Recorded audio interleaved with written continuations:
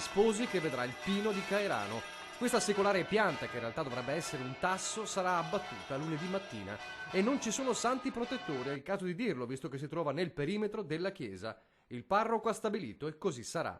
La motivazione è più che mai lecita, l'albero è malato e se dovesse schiantare anche solo qualche ramo, la probabilità che capiti in testa a qualcuno è altissima, come però altrettanto altissima la quantità di cittadini, sindaco compreso, per nulla felici dell'abbattimento.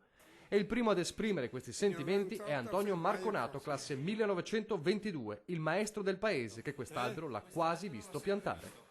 L'ho visto piantare qui dove c'è il bar, c'è nelle scuole elementari.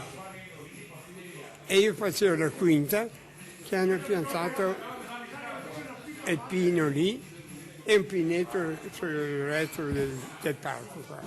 E adesso lo tagliano da lunedì? Io so che lo taglio e mi dispiace perché è il ricordo della mia vita. Poi c'è che qui ha fotografato quasi tutta la sua vita. Molti ricordi e peccato abbatte.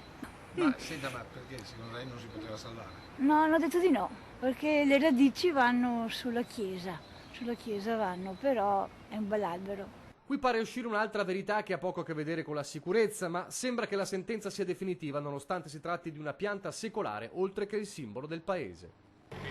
E dice che dà problemi a chiesa, non lo so, peccato. Lei cosa dice? Mi sembra che va di il simbolo. È il simbolo, però è già stato, tra virgolette, un po' tolto questo simbolo da quando non hanno più fatto l'albero di Natale. Che l'albero venga abbattuto è un fatto che fa male a tutti, compresi gli invitati all'ultimo matrimonio col pino. A questo punto tutti sperano che lunedì torni la pioggia, l'unica in grado di fermare le motoseghe. Come dire che più sui santi non resta che affidarsi a Giove Pluvio, pur di salvare il secolare pino di Caerano.